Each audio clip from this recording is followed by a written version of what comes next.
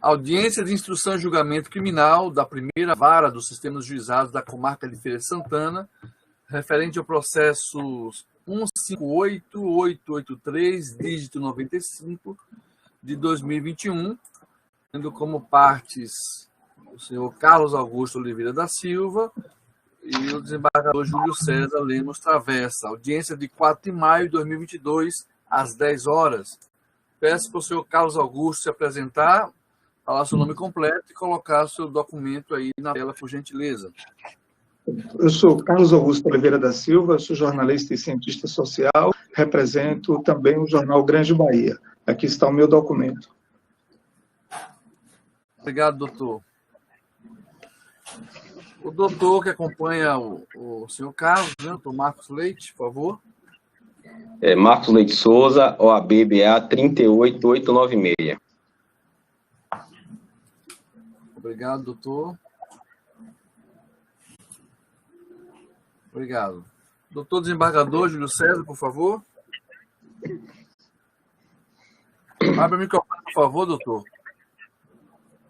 Eu me chamo Júlio César Lemos Travessa e estou como suposta vítima de crimes contra a honra nesse processo.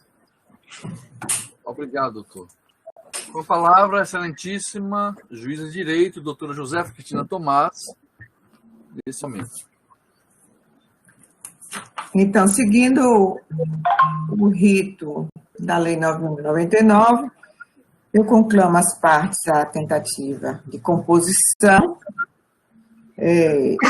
já previamente alertado aos interessados desse processo sobre os benefícios e as consequências de uma composição, ou seja, também de uma composição tanto civil quanto aceitação da transação penal que foi ofertada pelo Ministério Público.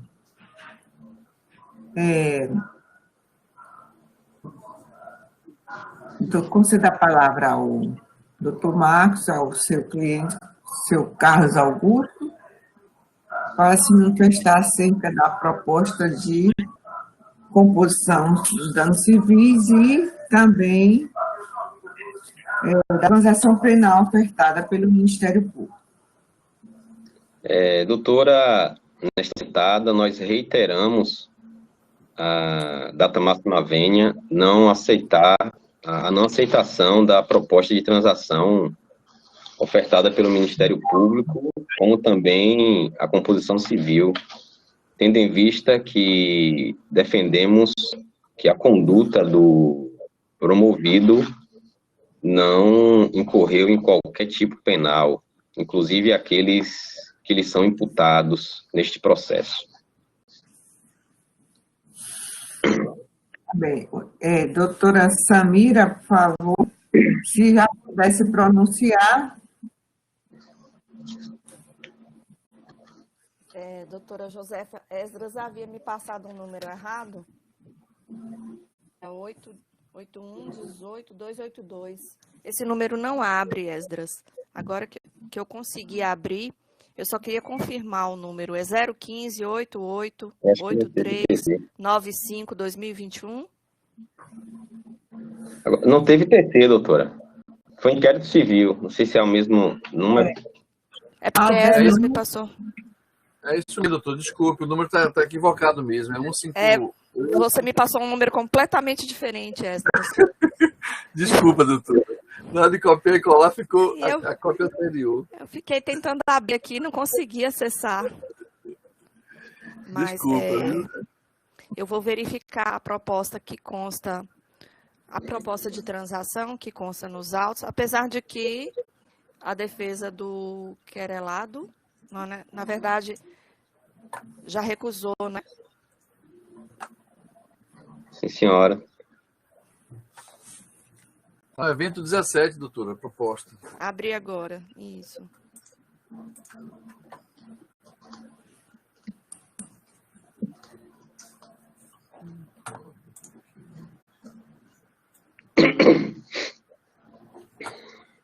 Já tem a denúncia também, né?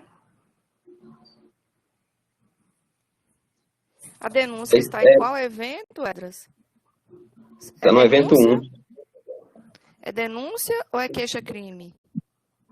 É denúncia. É porque a ação ela é privada, mas condicionada, em razão do exercício da função da suposta vítima, desembargador Sim. Júlio Travessa.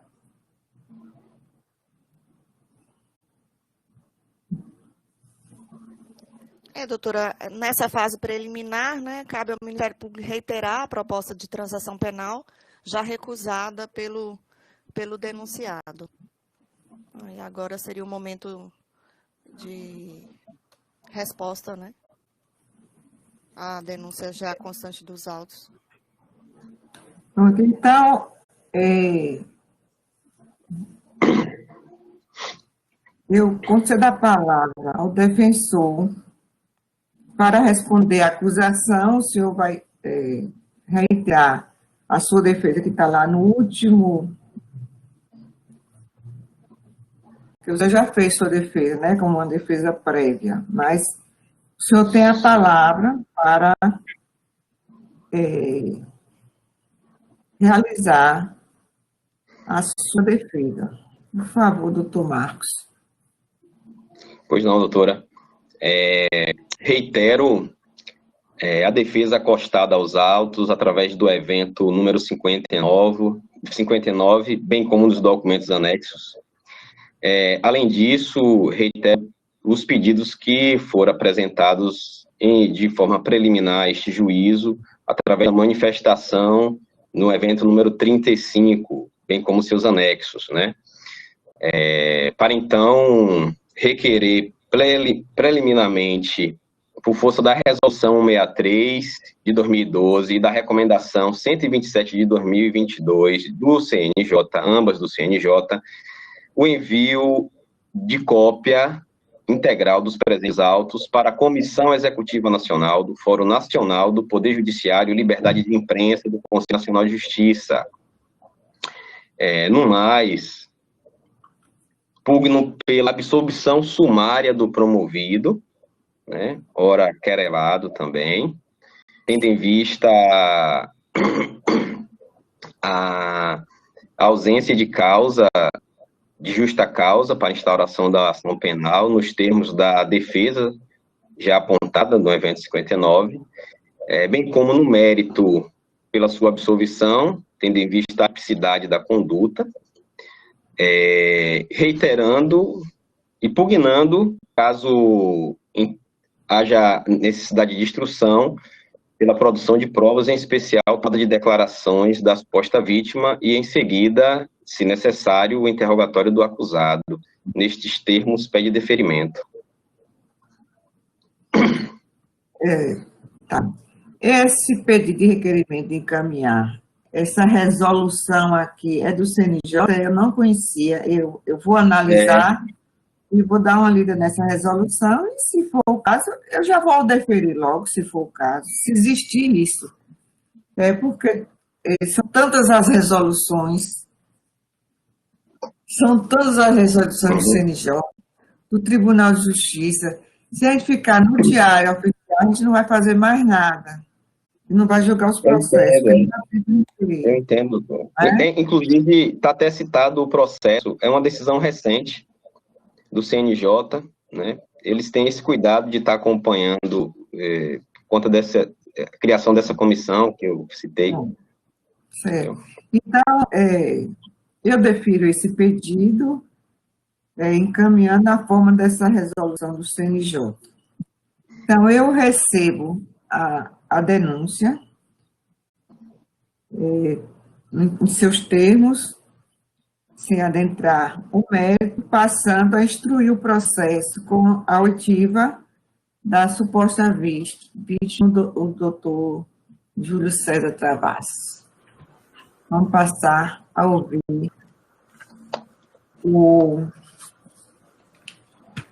só de o seu, doutor Carlos, Doutor jornalista Casil, doutor Marcos, só desliga o seu microfone, mas o senhor pode assistir e ouvir o depoimento do doutor desembargador. Já que Caiu a conexão mesmo, doutora. Ela foi desligada, deve ter desligado errado. Hã? Acho que ele foi desligar o microfone e aí saiu da reunião. Certo, então vamos passar a ouvir as declarações da suposta vítima do desembargador Júlio Travassos e as perguntas a doutora promotora poderá realizar diretamente as perguntas e, em seguida, o doutor Marcos.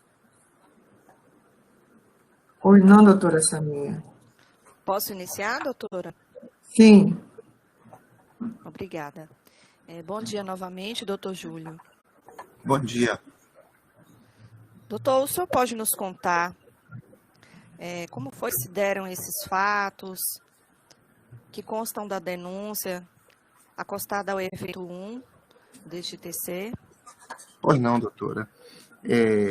No dia 16 de setembro de 2021, eu fui surpreendido com uma notícia publicada no sítio eletrônico jornalgrandebahia.com.br. O jornal, ele trazia a seguinte manchete.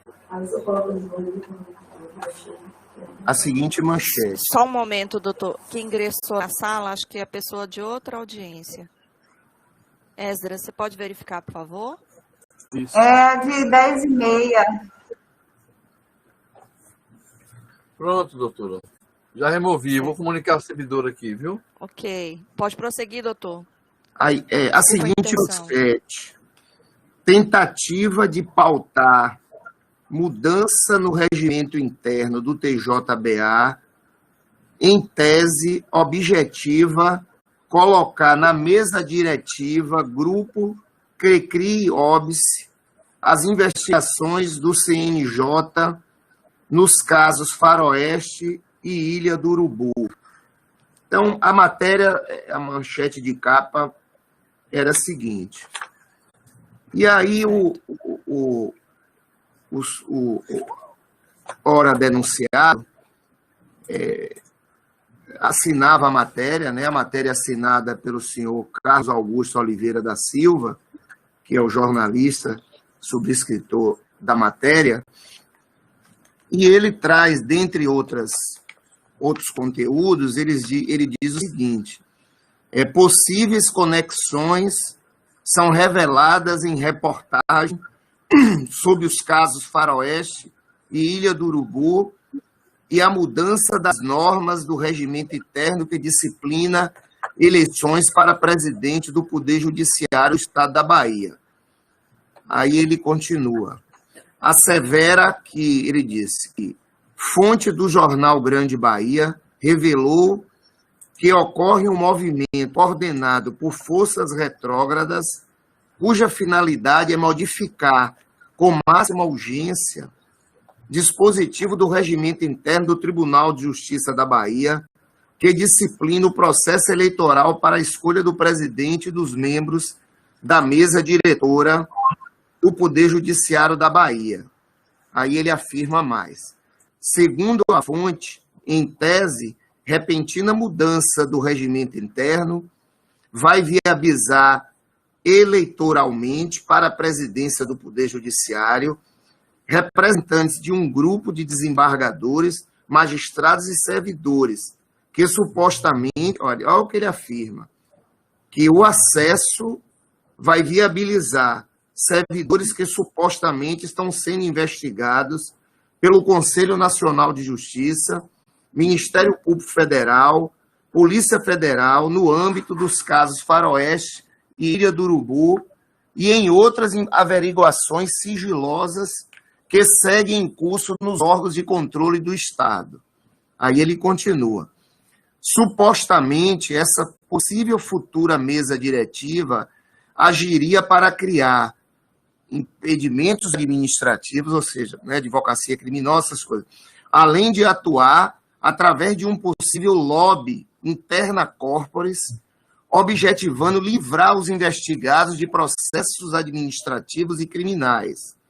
Aí ele fala, diz a fonte que, para que isso possa vir a acontecer, é necessário que mudem com urgência o regimento, viabilizando a candidatura dos representantes dos possíveis investigados para o pleito de novembro de 2021. Aí ele fala aqui também que, atualmente, 8 desembargadores dos 66 do segundo grau do TJBA foram afastados das funções por ordem do ministro superior Tribunal de Justiça, Og Fernandes. Aí ele fala, ele é relator dos processos provenientes do caso Faroeste, que estão vinculados aos anexos do notório mafioso delator, advogado, ex-servidor do TJBA, Júlio César Cavalcante Ferreira, OAB tal, réu das ações tais. Aí ele fala mais aqui. Segundo a reportagem, o desembargador Júlio Travessa pediu ao presidente do Tribunal de Justiça, desembargador Lorival, que converta a próxima sessão plenária judicante em mista para analisar a proposta que altera as regras de eleição do PJBA. Aí ele vem e fala, a próxima sessão plenária está agendada para quarta-feira e será dedicada a analisar processos jurisdicionados e para essa data não consta processos administrativos na pauta do pleno do TJBA. Todavia, existem 284 processos judicantes, com 133 pedidos de preferência e sustentações orais. Ele continua, esses processos estão em atraso na pauta de julgamento do pleno. A próxima sessão plenária do TJBA está agendada para o dia 13 de outubro. Aí ele continua. Segundo o advogado consultado pelo Jornal Grande Bahia, que ele coloca JGB, é óbvio que existe um desesperar por mudança do sistema eleitoral da secular Corte da Justiça Baiana. Aí ele fala, mais cui bono, ou seja, a quem interessa, questiona o jurista, citado por ele. Aí ele fala aqui que tenta o representado, através do seu texto, demonstrar um liame, aí eu falo que tenta aqui, a meu ver, né, ele demonstrar um liame existente entre o representante e outros pares para provocar uma deliberada mudança no regimento interno. Ou seja, esse cidadão aí, ele me acusa, eu atuei no pleno, nesse período, votando uma resolução que tinha como objetivo permitir que todos os membros da corte pudessem se candidatar para os cargos da mesa diretora. Presidente, primeiro vice-presidente, segundo vice-presidente, corregedor-geral e corregedor do interior. A minha atuação foi nesse sentido, no sentido de permitir que todos pudessem se candidatar. O cidadão me acusa... Só uma pausa, só por enquanto. O senhor disse que a sua atuação foi no sentido de que todos pudessem se candidatar. Até então, quem eram os possíveis candidatos? Não, até então não tinha... Quem poderia se candidatar? Não, quem poderia se candidatar? Era restrito? Era restrito. Quem preenchia essas condições até então? Os 5 mais antigos para cada cargo. Então, a proposta que foi colocada para o Tribunal Pleno não foi colocada por mim, ela foi trazida pelo presidente, ela passou pela comissão, uma comissão interna do tribunal, e eu votei no sentido de que essa proposta fosse acolhida e de que todos os embargadores pudessem, na eleição que aconteceria em novembro, todos pudessem se candidatar.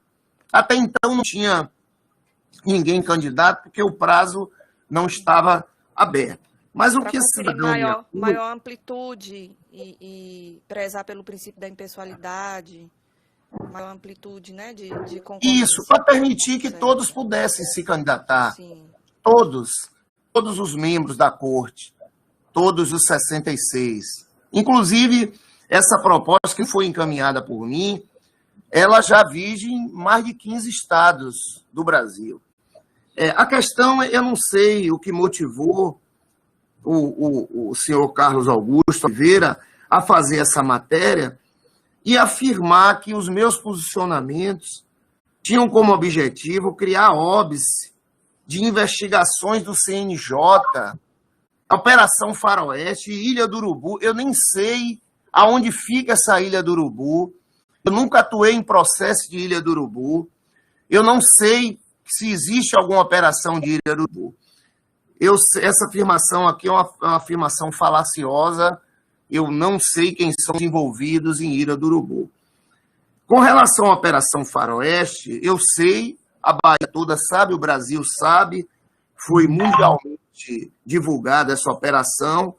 É uma operação que foi deflagrada no ano, salvo engano, no ano 2019, e nós tivemos várias desembargadoras presas, desembargadores afastados, e eu não fui afastado, não fui preso, nunca fui citado em delação nenhuma, eu não tenho envolvimento com a Operação Faroeste.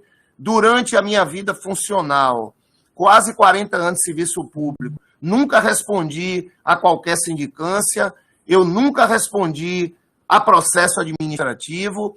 Nos processos da Operação Faroeste, que envolve juízes aqui na Corte do Tribunal de Justiça da Bahia, eu não me dei por suspeito em nenhum momento.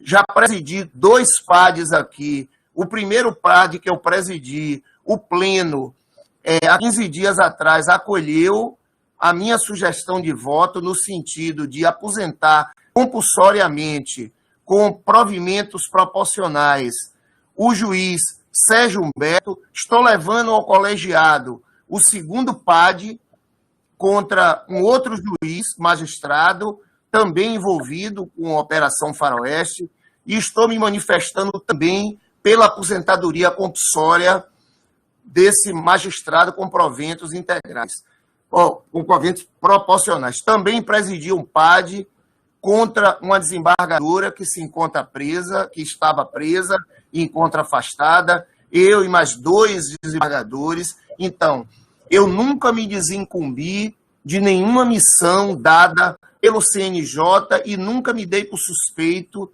em nenhum processo envolvendo a Operação Faroeste. Por quê? Não sou suspeito, não tenho interesse no deslinde de qualquer causa, não tenho nenhum parente e nunca atuei em nenhum processo lá na comarca de Barreiras, na comarca de Formosa de Rio Preto, envolvendo qualquer pessoa envolvida na Operação Faroeste. Então, essa afirmação aqui de que eu estava me posicionando no sentido de mudar regras do regimento interno para criar óbices para o CNJ, para investigar a Operação Faroeste, é uma leivosia que, a meu ver, violou frontalmente a minha honra. Eu não tenho qualquer envolvimento com crime, muito pelo contrário. A minha atuação na área criminal, eu também não sou melhor do que ninguém, doutora promotora, doutora juíza, eu não estou dizendo que eu sou a melhor pessoa do mundo, mas eu não vejo a honestidade como uma virtude.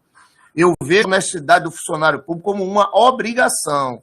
Então, eu não estou me enaltecendo, não estou culpando melhor. Apenas estou dizendo que esse defeito de ser corrupto, de vender sentença, de criar óbices para beneficiar qualquer criminoso, eu não tenho. Muito pelo contrário. A minha atuação na área criminal sempre foi uma atuação muito vigorosa, muito firme no combate à criminalidade. Presidi a seção criminal por 2 anos, presidi a turma criminal por 2 vezes e hoje presido a Câmara Criminal. Sempre atuei de forma muito firme e não tive e não tenho qualquer interesse em beneficiar pessoas amealhadas pela Operação Faroeste, por essa operação aqui, Ilha do Urubu, que eu não sei do que se trata. Eu não tenho interesse em criar óbice contra qualquer pessoa que esteja respondendo a qualquer procedimento no NPF, nem tampouco criar óbice com relação a qualquer investigação determinada pelo ministro Og Fernandes. Além do mais, eu não conheço esse cidadão aqui que ele cita, o notório mafioso, delator, advogado e ex-servidor do Tribunal de Justiça, Júlio César Cavalcante Ferreira. Eu não conheço esse cidadão. Ele, na delação que foi homologada, vários desembargadores foram citados e meu nome não foi citado, porque eu não tenho qualquer envolvimento com qualquer crime nenhum e desafio o jornalista e desafio qualquer pessoa que prove o meu envolvimento com venda de sentença e com qualquer prática de crime durante os 40 anos em que exerço a minha função pública. Então, foram esses fatos que me levaram a fazer a representação perante o Ministério Público do Estado da Bahia, porque eu estava no exercício de uma função pública, atuando como desembargador da Corte, e essas afirmações colocadas pelo denunciado no site me ofenderam a minha honra, e eu fiz, que não poderia agir de outra forma, fiz uma representação, a representação consta nos autos aqui, juntei a prova do site do jornal, fiz uma representação em 9 laudas, eu mesmo assinei, do meu próprio punho, a responsabilidade é toda minha. E entrei em paralelo sobre esse mesmo fato com uma ação cível que está tramitando no juizado de pequenas causas pedindo indenização por danos morais. Então é isso que eu tenho a falar, doutora Samira. Certo, doutor. Doutor, em relação à eleição da mesa diretiva, houve alguma alteração no regime interno nesse transcurso de tempo, desde outubro, setembro do ano passado até hoje? Ou continua da mesma forma como era? Da mesma forma. Houveram vários pedidos de vistas sucessivos por desembargadores. Eu não posso afirmar qual a motivação, o que levou eles a pedir vista. O pedido de vista é um direito sagrado, é um direito que todo desembargador tem, todo integrante do colegiado tem direito a lançar mão do pedido de vista, e esses pedidos de vista fizeram com que a resolução não fosse aprovada ainda. Ela continua, acredito que deve estar no gabinete da presidente do tribunal, e a eleição do Tribunal de Justiça ocorreu com base nas regras atuais, que são as regras que impedem que todos se candidatem. Sim. Quando o senhor procedeu à sua fala, o senhor chegou a mencionar que em outros estados é feito dessa forma, como o senhor propôs. Não, eu não propus, não, doutora. Que todos, poderiam se candidatar e não apenas os 5 mais antigos. Pelo menos foi isso que eu entendi. Isso. Em outros estados é assim que funciona. Isso. O senhor sabe enumerar alguns desses estados, a título de exemplo? Eu não lembro, doutora. Agora, eu queria deixar claro, doutora, que é comum que um tribunal até replique, pegue de parâmetro, de modelo, o regimento interno de outro, e logicamente, adapte às necessidades regionais. Eu não lembro, não, doutora. Agora, eu queria deixar claro que a proposta não foi uma proposta minha. Sim. Eu votei e eu estava sustentando o meu voto em uma proposta de resolução de mudança do regimento interno que passou pela comissão de reforma, e ela foi levada ao colegiado pelo presidente do tribunal à época. Então, eu apenas fazia parte, como faço hoje, do tribunal pleno, e eu, como votei a favor, eu achava que essa proposta deveria ter sido votada e que a eleição naquela época deveria acontecer com base nas regras novas. Essa era a minha motivação. Mas a proposta não era minha. Sim, entendi.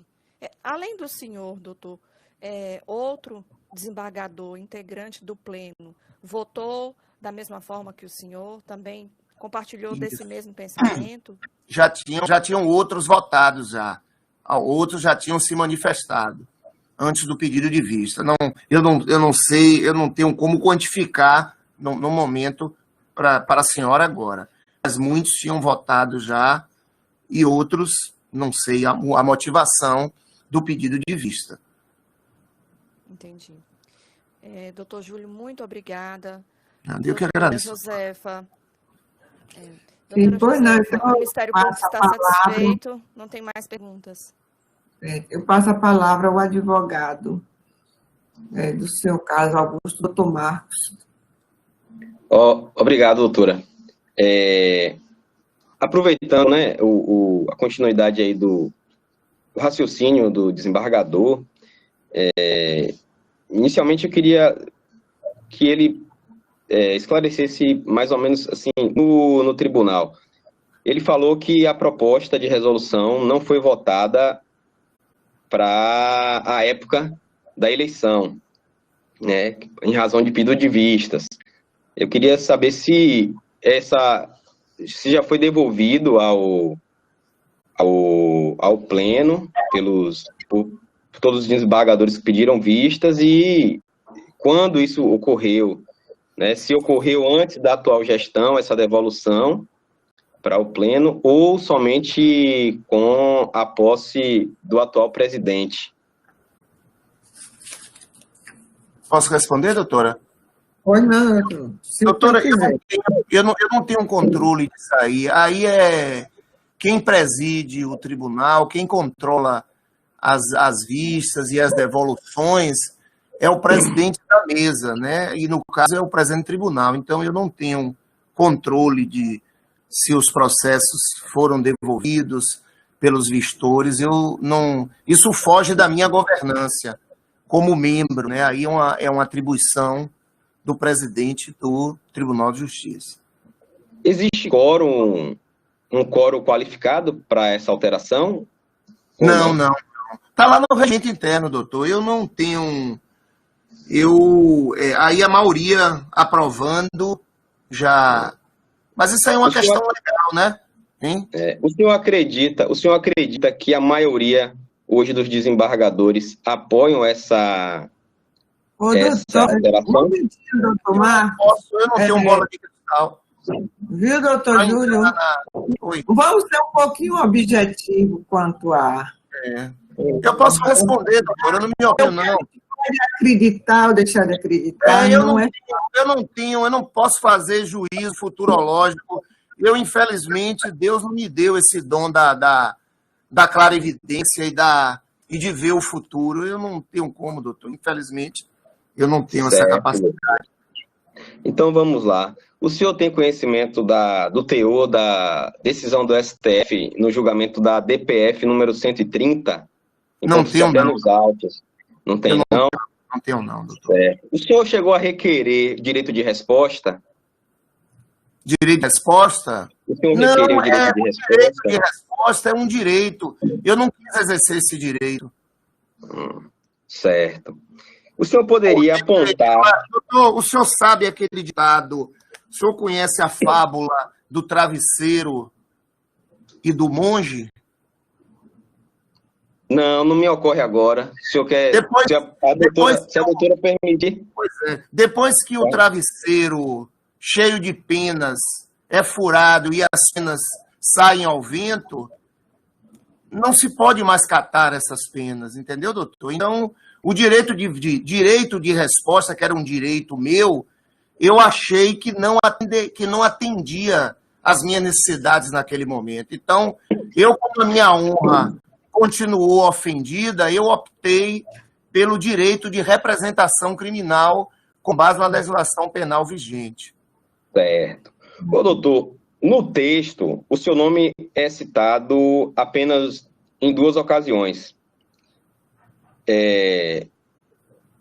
Na primeira ocasião, com base em uma matéria que foi veiculada no site Bahia Notícias. Inclusive, eu juntei cópia dessa matéria no evento 59, tanto no evento 35 quanto no evento 59. O senhor tem conhecimento dessa matéria? Eu não sei, doutor. Eu sei da matéria que foi publicada no Jornal Grande Bahia, 16 de setembro, em que o senhor Augusto Oliveira da Silva diz o seguinte: tentativa de pautar a mudança no regimento interno do TJBA, em tese, o objetivo é colocar na mesa diretiva grupo que crie OBS as investigações do CNJ nos casos Faroeste e Ilha do Urubu. Eu só lembro agora dessa matéria envolvendo meu nome. Certo. O senhor tem conhecimento da representação que foi feita pelo juiz, pelo magistrado, doutor José Vando, essa representação no CNJ, né, que consta, além do senhor, tem também o desembargador Alberto Riz, e isso é apontado aqui na matéria. O senhor teve acesso a essa representação? Doutor, porque consta também cópia dessa representação. O senhor está equivocado. Eu apenas... O juiz José Vandro, ele entrou com uma reclamação disciplinar contra mim, que inclusive foi arquivada de plano pela ministra Maria Tereza Assis, que eu vou falar, mas não tem nada a ver com o fato, mas eu gostaria de esclarecer a sua curiosidade. A ministra Maria Tereza Assis, ela arquivou de plano essa reclamação disciplinar que o juiz José Vandro entrou contra mim, porque eu julgando, avaliando o juiz José Vandro na promoção para o cargo de desembargador, eu baixei a nota dele de 7 para 6,25, com base em uma certidão fornecida pelo Tribunal de Justiça, em que dizia na época que ele estava respondendo a uma investigação criminal. Então, eu baixei a nota na condição de avaliador, de desembargador, avaliando um juiz que estava querendo ser desembargador por merecimento. Eu avaliei ele com base em uma certidão e o juiz José Vandro achou que eu estivesse praticando algum crime. Então, a ministra arquivou de plano, ele recorreu da decisão da ministra e o colegiado do CNJ arquivou a unanimidade. Então, essa é uma reclamação que o juiz José Vandro entrou contra mim, que não foi sindicância, ela foi arquivada de plano. O que o senhor Agora, está falando, doutor, eu quero responder. Desculpe. O que o senhor está falando aí, e usou o termo inadequado, é acerca de um pedido de providências, que é um instrumento jurídico bem distinto da reclamação disciplinar que o juiz José Vandro entrou contra mim, que foi arquivado antes no seu nascedouro. O que o senhor está falando aí é de um pedido de providência do juiz José Vandro contra a minha pessoa, contra o desembargador Mário Riz, contra o desembargador Roberto Frank, contra o desembargador Antônio Cunha. Qual é o objeto desse pedido de providência? O desembargador, insatisfeito com o resultado da sessão do Tribunal Pleno, ele entrou com esse pedido de providência, foi sorteado para o conselheiro Bandeira de Melo, e o conselheiro Bandeira de Melo não deu qualquer liminar suspendendo qualquer tipo de promoção do tribunal. Eu fui instado para prestar informações, prestei as informações acerca dos critérios que eu adotei para avaliar o juiz José Vandro. E tanto que esse pedido de providência não tem qualquer sentido jurídico, que o Tribunal de Justiça, provavelmente no dia 11 de junho, avaliará pelo critério de antiguidade 2 magistrados e pelo critério de merecimento 2 magistrados. E eu estarei lá para cumprir a minha missão constitucional. Está esclarecido, doutor? Tem mais alguma pergunta? Sim, só para concluir, e aí eu acho que talvez seja uma pergunta bastante objetiva. Eu gostaria que o senhor apontasse, de forma objetiva, né, o dolo específico do denunciado em promover qualquer agressão à sua honra objetiva ou subjetiva, ou seja, onde está objetivamente no texto o ânimos difamante e o ânimos injuriante do denunciado, porque se trata de elemento do tipo, né, que é o específico. No próprio texto que eu disse para o senhor, se o senhor ler de forma imparcial a matéria, o senhor vai chegar à conclusão que eu não me manifestei para mudar regimento interno. O meu propósito não era defender criminosos envolvidos por Operação Faroeste, nem Ilha do Urubu, que eu não sei do que se trata. Nunca foi no sentido de criar óbice a investigação de pessoas amealhadas, pessoas afastadas pelo CNJ, pessoas investigadas pela Polícia Federal. O meu objetivo foi cumprir o meu mistério constitucional de julgador e otimizar a democracia no Tribunal de Justiça. É porque Vossa Excelência não faz parte do Poder Judiciário e Vossa Excelência não entende a importância da democracia ser instalada no Tribunal de Justiça do Estado da Bahia. Vossa Excelência sabe que no Ministério Público da Bahia, os promotores, e no Brasil todo, eles elegem o procurador-geral. No Tribunal de Justiça da Bahia, os juízes, eles não têm o direito de votar naquela pessoa que vai gerir os destinos da sua instituição. Então, eu luto pela democracia, eu sempre lutei pela democracia. Eu não sou um falso democrata. Eu não me intitulo como democrata.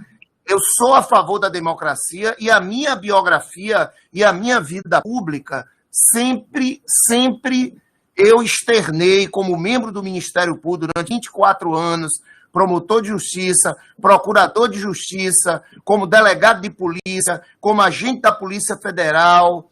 Ou seja, em todos os cargos que eu ocupei, eu sempre externei nos meus votos como desembargador criminal, otimizo os princípios constitucionais do devido processo legal, da ampla defesa, do contraditório. Então, eu sou um defensor fervoroso do Estado Democrático de Direito e não poderia agir de outra forma, porque os jurisdicionados me pagam para isso, doutor. Eu tenho que cumprir as normas vigentes. Então, naquele momento, o meu objetivo era, inicialmente, mudar o regimento interno para que todos os desembargadores pudessem votar e ser votados. E a minha bandeira é fazer com que a eleição para presidente do Tribunal de Justiça da Bahia seja feita através dos magistrados, todos votarem como é no Ministério Público. Então, essa leivosia que o senhor Carlos Alberto assacou contra mim, de que a minha postura, a minha atitude naquela ocasião, naqueles episódios, foi para beneficiar criminosos, foi para cobertar criminosos, foi para frustrar investigações. É uma afirmação criminosa, que ofendeu a minha honra. Então, o dolo está aí, em querer imputar crimes a pessoas inocentes. Tá bom, doutor? É isso que eu tenho a dizer. Só para finalizar, doutora, o senhor tem conhecimento se os demais desembargadores que estão citados na matéria promoveram alguma representação ou protocolaram queixa-crime sobre essa matéria? Eu cuido da minha vida, eu acordo pensando em cuidar da minha vida, da vida da minha família, preservar minha honra. Eu respondo por mim, eu não posso responder pelos outros. Ok, doutor. Estou satisfeito, doutora. Obrigado, doutor. Pronto, então vamos encerrar. Doutora, eu fiz o pedido do interrogatório do... Eu vou ouvir de qualquer jeito mesmo, que eu tenho ouvido pedido porque está no rito desta audiência, a oitiva do suposto autor do fato. Então, eu já passo a palavra. Quanto à qualificação, está nos autos, e tratando-se de uma audiência que é audiovisual, está tudo gravado, eu já vou passar diretamente a palavra à doutora promotora para as suas perguntas quanto aos Doutora, termos da denúncia. Pela ordem, né, no interrogatório, se inverte a ordem de perguntas. O juiz primeiro, depois o Ministério Público e, por último, a defesa. Certo? Eu também não estou... É porque houve uma mudança na lei e eu acho ótima essa mudança. Porque, mas em relação ao interrogatório, não houve. Porque agora é melhor a gente ouvir e uma pergunta ou outra que eu anoto para perguntar, por exemplo, no caso do doutor Júlio, tudo que eu anotei aí, as seguintes perguntas foi respondida como de quem era a autoria da reforma do relatório, eu estava aqui anotando, mas aí seguiu-se que já respondeu todas as minhas perguntas, então vamos prosseguir. Então eu vou dar eu mesmo vou fazer esta pergunta ao senhor Carlos Augusto Oliveira da Silva, que está como suposto autor do fato, no caso desses crimes descritos de difamação e injúria, né? Injúria é 40, sim, né? doutora, injúria. Injúria. Eu gostaria de saber, seu caso, o senhor não está obrigado a responder. Aqui, normalmente, o interrogatório é entendido como um direito de defesa, e se o senhor, na sua defesa, quiser ficar calado, o senhor pode dizer que não gostaria de responder. Então, seu Carlos Augusto, quando o senhor afirma que a intenção era proteger as pessoas da investigação Faroeste e Ilha do Urubu, a fim de que os possíveis investigados fossem eleitos. Não. Um momento aqui, deixa eu olhar aqui do início da denúncia. Quando o senhor fez essa conclusão, que o objetivo era proteger essas pessoas investigadas da Faroeste da Ilha do Urubu, então, qual foi a razão? Por que o senhor chegou a esta conclusão no seu texto? Qual era o substrato, de fato, que o senhor tinha em suas matérias para fazer essa conclusão? A senhora magistrada Josefa, em primeiro lugar, atribuem a mim declarações que não são minhas, são de fontes que estão protegidas pelo sigilo constitucional. Está bem no primeiro parágrafo, fonte do jornal Grande Bahia. No segundo parágrafo, a fonte, quem faz a acusação são as fontes. Só há duas citações objetivas com relação ao desembargador Júlio Travessa, e nenhuma das duas não são verificáveis ou passíveis de materialidade fática. Portanto, assim, as acusações que são formuladas através do jornal Grande Bahia são formuladas através de fonte que está protegida. Então, ele está atribuindo à minha pessoa declarações que não existem. Além do mais, há um quê de interpretativo daquilo que não está no texto. É bom pensarmos bastante, porque o que está sendo julgado aqui é se meu texto o ânimo de caluniar ou difamar de forma objetiva. E não há ofensa, não há uso de adjetivos, o que há um relato fático de situações que ocorreram. Inclusive, não está nesse processo, não sei se está, mas se não estiver, o nosso advogado vai fazer juntada. Existe um documento, sim, da Faroeste, em que o nome do desembargador Júlio Travessa é relacionado pela Polícia Federal. Eu não saberia a extensão do que isso representa, mas sim existe isso. E o outro dado citado aí, existe documento acostado na própria matéria que é passível de baixar em PDF. Então, assim, as acusações que me são imputadas, mais uma vez eu digo... Se Vossa Excelência me permite, senhora, por favor. eu autorizo ele a ler. Eu autorizo a ele a ler o que tem contra mim. Vamos ler, doutor. Leia aí. Não quero, por favor.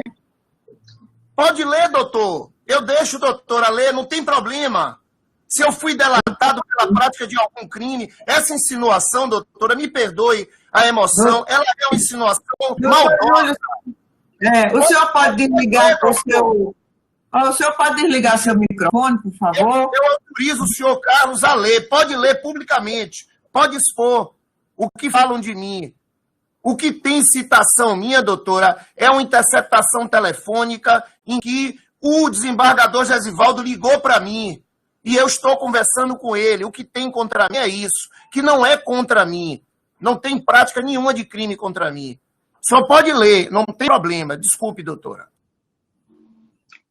Bom, concluindo, respondendo sua pergunta, como eu lhe disse, não existe nenhuma ofensa subjetiva ou objetiva, todos os dados citados aí ou são da própria fonte que acusa, não sou eu, Carlos Augusto, que acusa, e é trágico que um jornalista esteja aqui nesse processo tendo que explicar uma coisa que está escrita no texto, bem redigido, foi redigido por mim, entendeu? Sem uso de adjetivos, sem levantar suposições que não sejam a própria fonte e sem deixar claro o que está ali colocado. É necessário, me permita dizer a senhora, assim, uma tentativa de desvirtuar aquilo que está no texto, e é o que está no texto que precisa ser analisado. Onde é que está o crime, o dolo? Não existe, entendeu? O que existe está aí no texto.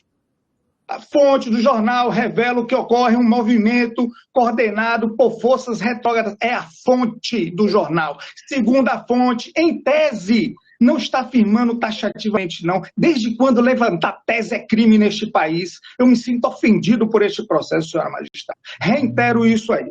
E lhe digo mais, a senhora é uma grande magistrada, tem uma postura que está conduzindo com sabedoria, mas certamente, este processo e tudo que está nele chegará às mais elevadas situações para o devido observação, porque eu estou sendo amostrado no meu direito constitucional de livremente informar a sociedade sobre fatos objetivos e dados de fonte.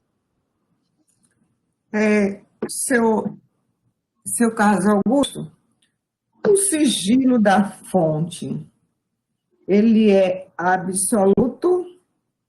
Qual é o limite que está imposto na própria lei de imprensa? O senhor tem conhecimento? Senhora Josefa, não existe mais lei de imprensa. O que existe é o princípio constitucional. O princípio constitucional me coloca de uma condição de absoluto. Está revogada. Mas o senhor poderia... porque o senhor está ancorado no seu depoimento no sigilo da fonte. Então, eu estou perguntando ao senhor, como o senhor também é mestre em... Ciências sociais. Ciências sociais. Jornalista, então o senhor é uma pessoa muito bem formada e informada. O sigilo da fonte ancora o jornalista em toda e qualquer situação, mesmo que não haja essa intenção direta, vamos dizer, se o dolo é direto ou se o dolo é indireto, vamos dizer assim, se o crime seria doloso ou preterdoloso, essas coisas que, na realidade, no crime, nesses crimes contra a honra, o dolo tem que ser objetivo direto. Mas, quando o senhor diz que o sigilo da fonte é que fez essa conclusão, esse sigilo de fonte ele é absoluto? Voltando à pergunta inicial. Bom, volto a responder a senhora. A Constituição Federal me assegura o direito ao sigilo da fonte e existe um parâmetro para todo o sistema de justiça, que é a arguição de descumprimento de preceito fundamental número 130, que, em uma das situações, coloca justamente relato de matéria concernente a servidores públicos, não importa o grau hierárquico. Ademais, embora aqui se fale de suposições, observe bem, e é bom que se diga, teses e suposições estão sendo criminalizadas aqui, nesse processo. Então, assim, me parece que eu teria que ser uma afirmação direta, ofensiva, objetiva e não interpretativa. Eu passo a palavra à doutora promotora, a doutor Marco e a doutora promotora, inversos aqui, né? Não, é o Ministério Público primeiro, doutora. Posso perguntar, doutora? Pode. Pois não. Bom dia novamente, senhor Carlos. Bom dia, senhora. Eu vou fazer algumas perguntas formais que constam aqui do CPP. O senhor alega, então, que essa acusação que está sendo feita contra o senhor, ela é falsa. Isso? Eu alego que a acusação que está sendo feita contra mim, ela não tem amparo legal. Não existe absolutamente nenhuma consubstância então, que possa ela dar não é sequência. verdadeira? Ela não é verdadeira, Eu considero que não. Isso. Sim, certo. O senhor é jornalista, né? O senhor já disse. Exerce suas atividades aqui em Feira de Santana? O jornal é estadualizado e até nacionalizado. Sim, o jornal tem sede em Feira de Santana. Sim, a sede é aqui? Nós atuamos há 15 anos e temos sede em Feira de Santana. Certo. O senhor já respondeu a alguma ação penal ou algum termo circunstanciado de ocorrência? Sempre são essas tentativas de criminalizar atos verbais de jornalistas. O senhor já foi preso ou processado alguma vez? Sempre com relação, preso jamais, e sempre é com relação à tentativa de assédio judicial, de uso do sistema de justiça com o objetivo de cercear a liberdade de imprensa. Certo. Nunca fui preso, não. Ao contrário, eu já fui homenageado, ele respondendo, hoje ele é o comandante-chefe da Marinha do Brasil, foi homenageado pela Justiça Eleitoral na sede do Tribunal Regional Eleitoral da Bahia, fui homenageado pelo Tribunal de Justiça da Bahia durante a presidência do desembargador Erzeval Rocha, quando ele disse que o jornal Grande Bahia... Me deixe concluir. A senhora perguntou se eu cometi... Mas eu não fiz essa pergunta ao senhor. Eu não fiz essa pergunta ao senhor. Ok. Eu não fiz essa pergunta ao senhor. Seu advogado pode fazer essa pergunta ao senhor. Ok. O senhor disse... o sigilo da fonte ele é resguardado pela Constituição, no artigo 5º, inciso 16. Mas eu gostaria de saber se antes de publicar alguma matéria, o jornal tem o cuidado de adquirir se essa matéria é verdadeira, se há algum tipo de apuração pelo jornal antes de publicar, não só essa, mas qualquer notícia que chegue até as mãos do senhor e da sua equipe. É interessante a senhora fazer essa pergunta, e é bastante pertinente. Com relação a essa pergunta, sim, tivemos todos os cuidados.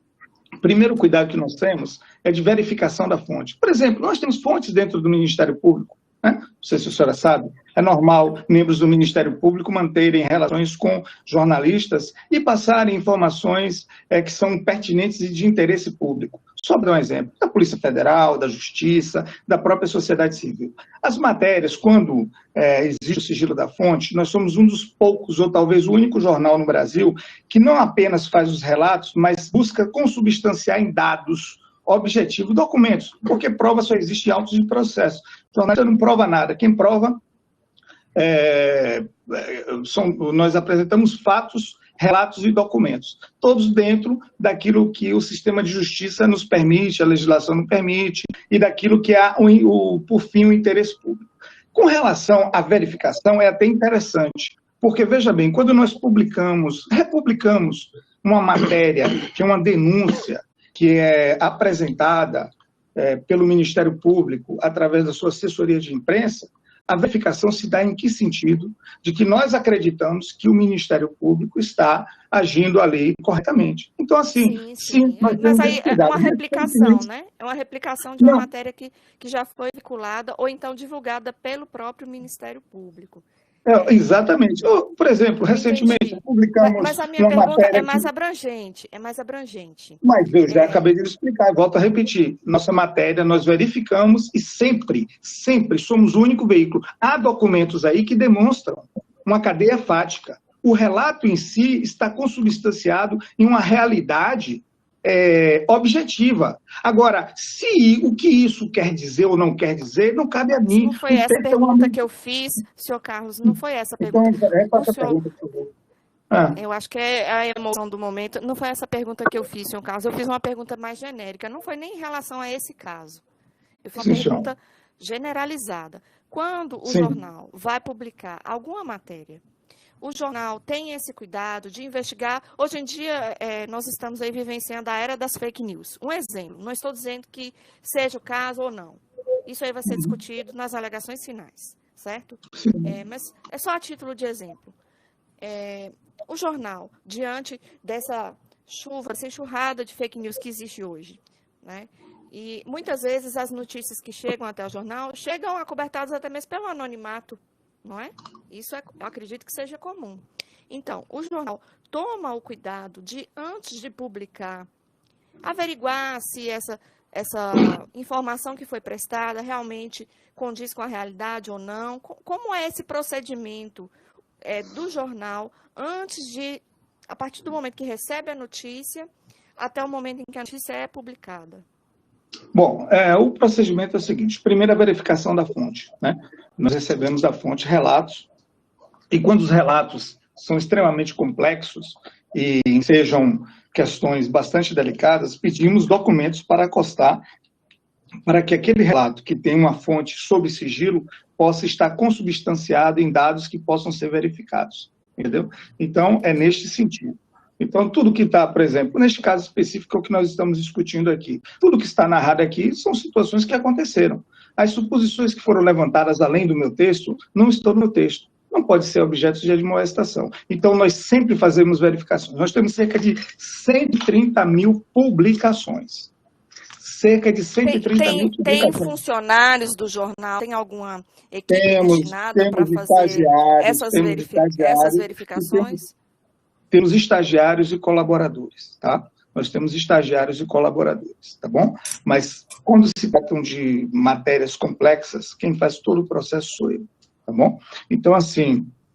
Nessa matéria, foi o senhor mesmo que fez essa filtragem ou foi algum outro membro da sua equipe? Eu mesmo que fiz essa filtragem. Certo. É porque eu estou dizendo, senhor Carlos, porque até mesmo no Ministério Público, nós recebemos via Disque 100 muitas denúncias que são infundadas, muitas vezes trote, né, que acaba tomando nosso tempo, e a gente tem que perquirir antes de requisitar a instalação de um inquérito policial, de um termo circunstanciado de ocorrência, a gente tem que perquirir primeiro, filtrar, para ver se aquela notícia, notícia de fato que está sendo apresentada ao Ministério Público tem uma certa veracidade ou não. Por isso que eu indaguei ao senhor esse questionamento. Bastante pertinente. Me permita só dizer, nessa matéria está bem clara. Existia no momento ali um debate dentro do Tribunal de Justiça, nós fomos acionados por uma fonte que nos trouxe relatos e documentos, está tudo aí, né? Tudo que está narrado aí, de fato, aconteceu, entendeu? O que está aí, exatamente nos termos que está aí, aconteceu. A fonte disse, a fonte colocou, houve esse debate todo, tudo que foi colocado, efetivamente aconteceu. E eu gostaria até, me permita mais uma vez dizer, senhora, nós temos sim, muito pelo contrário, nós somos reconhecidos como um dos veículos de imprensa de maior credibilidade na Bahia. Fomos reconhecidos pelo Tribunal de Justiça da Bahia, assinado em ofício pelo desembargador Ezeval Rocha. O próprio Ministério Público já nos procurou para colaboração. Ainda essa semana publicamos uma matéria baseada em fonte, onde usamos a palavra nova e o Ministério Público emitiu uma nota dizendo, olha, não é nova ação, é a mesma ação. Imediatamente nós colocamos. E colocamos que nós erramos. Nós temos o cuidado sempre de sermos precisos. E não é incomum que pessoas insatisfeitas com aquilo que é publicado utilizem o sistema de justiça para nos admoestar. E semanalmente, quinzenalmente, mensalmente, anualmente, nós temos ganho ações judiciais e nossos advogados têm recebido honorários de sucumbência e nós estamos sendo indenizados, entendeu? Então, assim, porque é muito comum. Aliás, ainda ontem, nós somos membros do Sistema ONU de Comunicação. Então, é importante que eu diga isso à senhora. Ainda ontem, o secretário-geral da ONU, Antônio Guterres, falou que das novas formas de censura com relação à liberdade de imprensa através dos meios digitais. Entendeu? Então, assim, nós estamos bastante seguros. Eu tenho uma ampla formação intelectual, tenho uma formação jornalística, estudei com Domingos Meirelles um curso de jornalismo investigativo, sei o que faço e que assino, estou muito tranquilo com relação ao teor, e estou abismado, mais uma vez digo, que essa situação tenha chegado a esse ponto em um texto que não tem, objetivamente, eu não uso um adjetivo,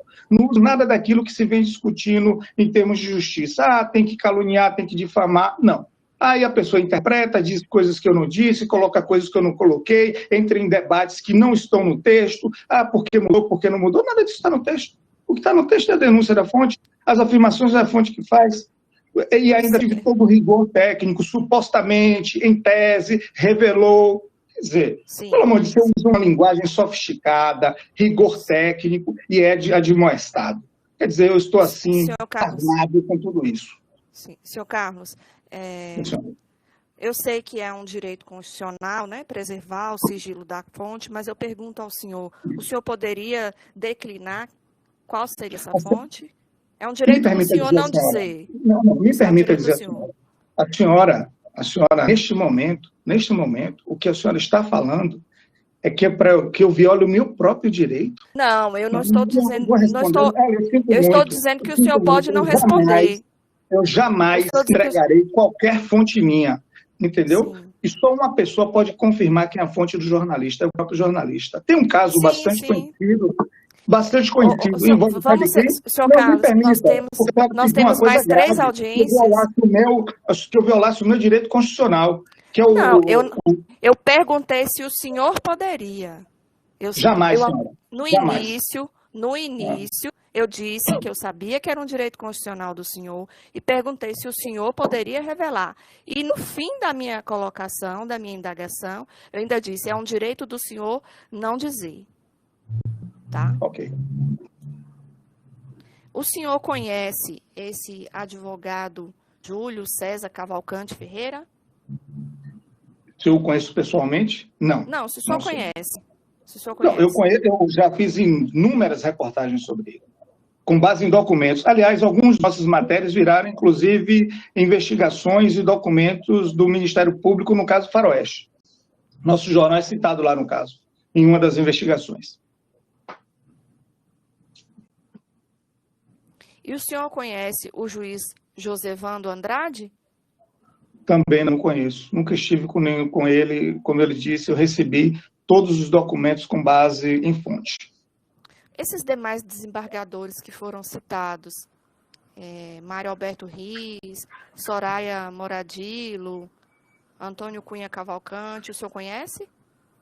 Eu não conheço. Lá, no final da matéria, tem baixos documentos, dossiê é verdade, representação do juiz, dossiê é verdade, o caso Ilha do Urubu, denúncia da PGR contra a desembargadora, fim de processo, tal. São todos documentos, muitos deles públicos e muitos deles estão lá no CNJ, no Tribunal de Justiça ou em outros órgãos de investigação e percussão do Estado.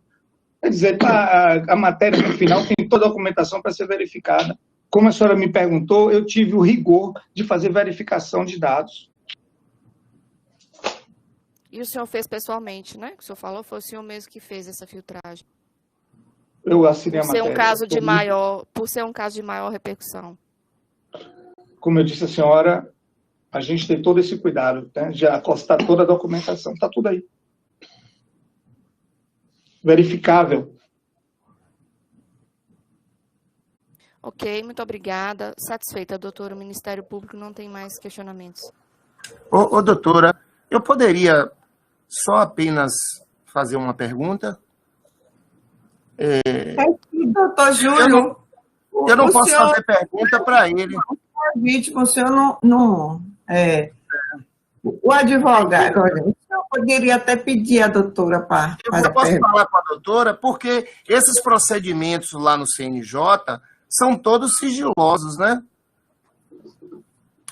Será que essa fonte teve acesso, quebrou o meu sigilo para saber o que eu... Eu revelei aqui o que aconteceu lá, porque o sigilo...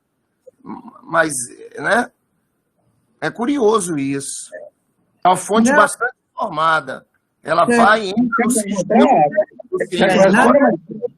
Na defesa, o senhor Antônio Carlos junta uma representação do juiz José Evandro, que teria aberto um processo contra o senhor. Ele teve acesso a isso, deve ter tido acesso a esse processo lá no CNJ, que não deve ser mais. E se existisse outro, eu acho que estaria aqui também. É a minha conclusão que cheguei. Eu acho que é sigiloso. Esse fato desse pedido de providência do juiz José Evandro, eu não vi nenhuma ligação, né?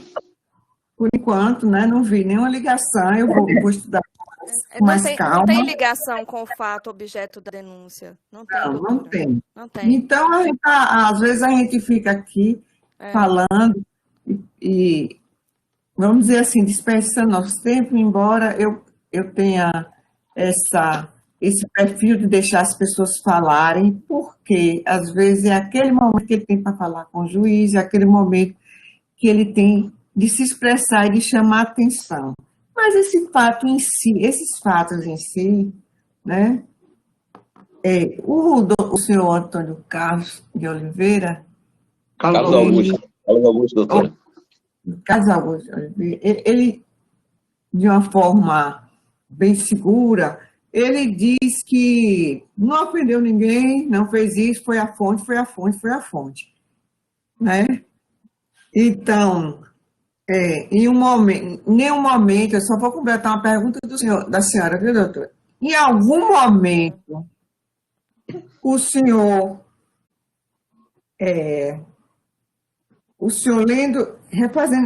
fazendo a revisão de seu texto, o senhor teve uma interpretação própria. Se o senhor não quiser responder, não responda. O senhor... Eu vou responder.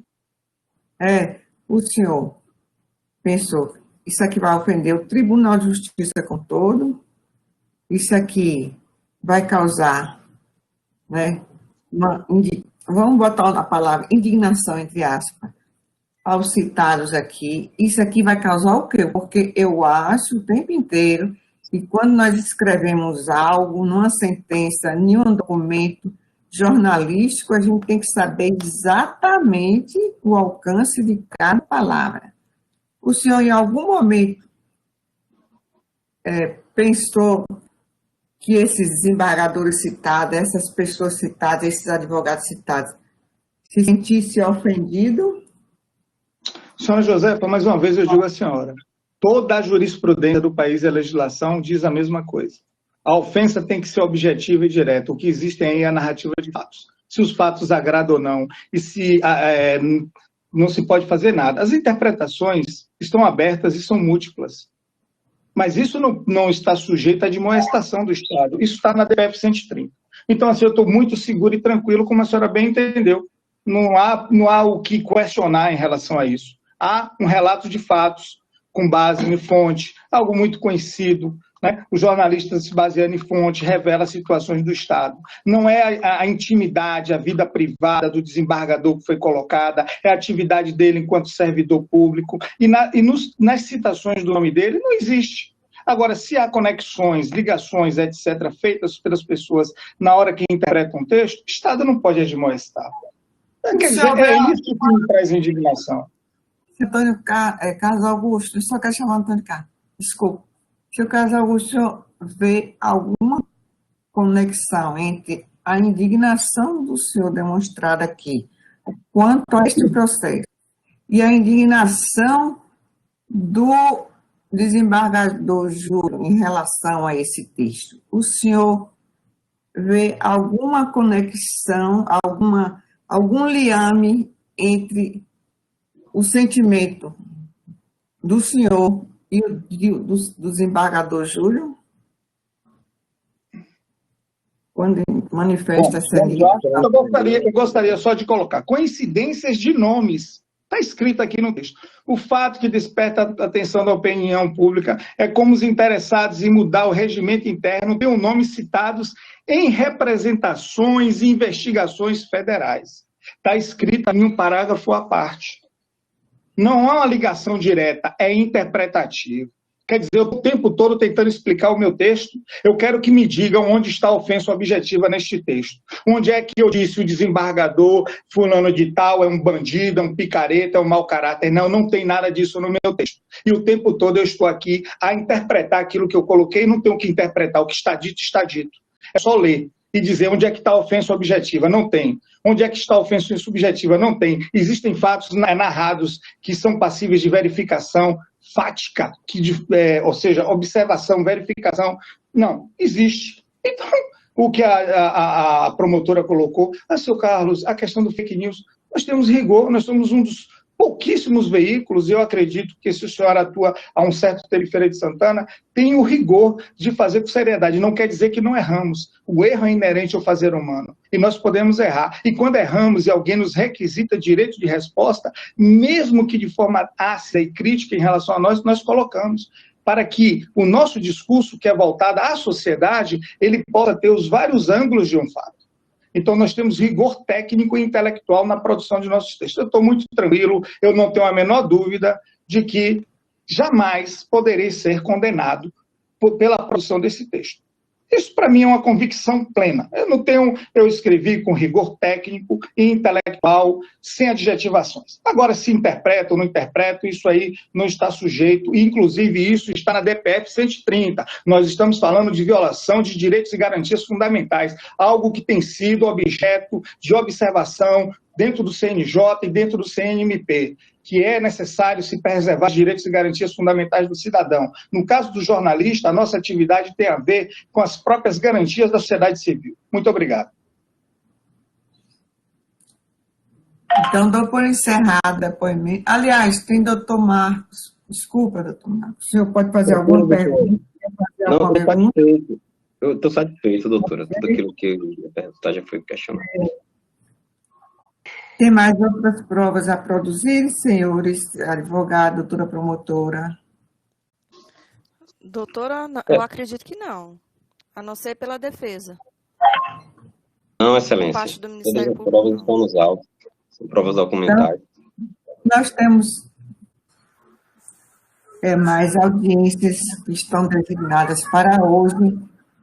Eu posso propor os senhores fazerem as alegações finais e memoriais e juntar numa mesma data para a gente encerrar a instrução. Juntar em qual data, doutora? Ô, doutora, até por conta da decisão que ocorreu recentemente nos processos envolvendo o caso Lava Jato, eu peço que o Ministério Público apresente primeiro suas alegações. Sim. E logo em seguida a defesa, para que não configure cerceamento do direito de defesa, da ampla defesa contraditória. Pois não, doutora. Ao invés de ser prazo comum, prazo festivo. Gostaria de produzir os memoriais. Então, em primeiro lugar, pode dizer qual é a data que fica... Doutora, se a senhora puder conceder o prazo de 10 dias. Pois não, prazo de 10 dias úteis, né? E em seguida fica já intimado o advogado da defesa para produzir suas alegações finais, também memoriais, e voltará concluso para a sentença. Então, eu agradeço a todos, a presença de todos, né? E estamos dando por encerrada. Tem mais algum requerimento? Não, senhora. Obrigado, excelência, e parabéns pela condução do trabalho. Um bom dia a todos.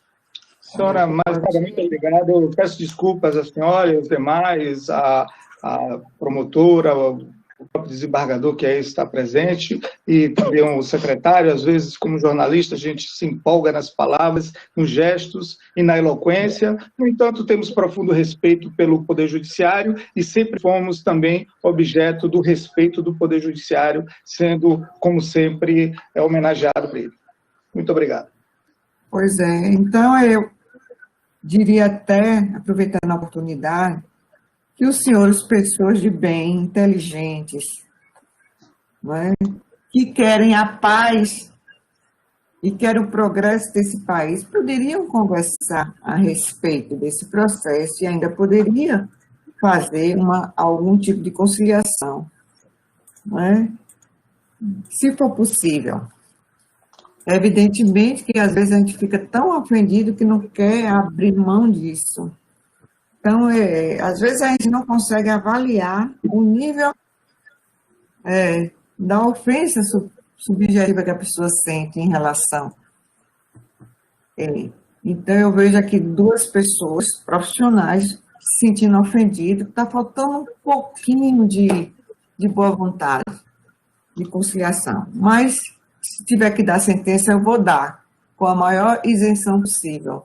Vou estudar bastante o caso, que não é todo dia que a gente tem um caso desse, e daria a sentença. Se for isso que as partes desejarem. Então, pois não, doutor Júlio, pode... Pois é, doutor. Da minha parte, é isso mesmo, excelência. Eu não tenho interesse que seja renovada a conciliação. Se for renovada, eu não tenho interesse em conciliar. E eu queria agradecer, viu, a atenção de Vossa Excelência, também doutora promotora, do nosso escrivão, e apenas pedir desculpas pelo aquele momento que eu interferi, porque foi feita uma citação aí de que meu nome tinha sido delatado como prática de algum crime. Nunca aconteceu isso. Eu posso ter sido citado como alguém contra essas pessoas, e realmente tem relatos de pessoas que não gostam de mim, pessoas que foram envolvidas na Operação Faroeste, que não gostam de mim. Isso aí tem, eu não quis falar isso antes, para parecer que eu tenho alguma posição antagônica a essas pessoas, e que eu tenho atuado nos processos por causa disso. Não. Fui citado aí numa interceptação telefônica, num diálogo com o presidente, ele me ligou, tem um diálogo, não vejo problema nenhum disso aí, mas nunca fui citado nem para a Polícia Federal, nem para a Procuradoria da República, nem pelo CNJ com relação a qualquer envolvimento da prática de crime da Operação Faroeste. Então é isso que eu queria apenas esclarecer. Muito obrigado a todos e um excelente dia. Então, dou por encerrada a sessão. Tem mais alguma coisa, doutora Samira? Não, doutora. Não, né? Tá, então dou por encerrado, desejando um bom dia a todos. Bom dia, doutora. Bom dia a todos.